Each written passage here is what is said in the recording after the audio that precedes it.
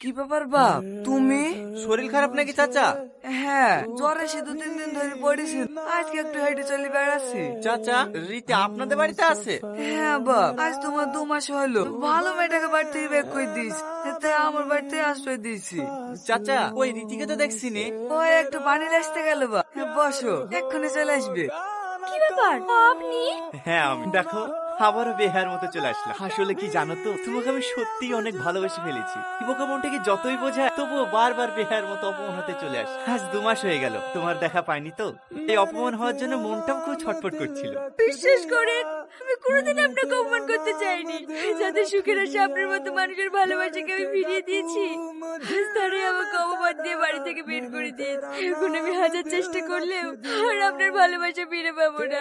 আমি সব শুনেছি, সব শোনার পরে তোমার জন্য আমার ভালোবাসা এতটুকু কমেনি। কেন জানো? কারণ আমার বিশ্বাস আমি আমার ভালোবাসা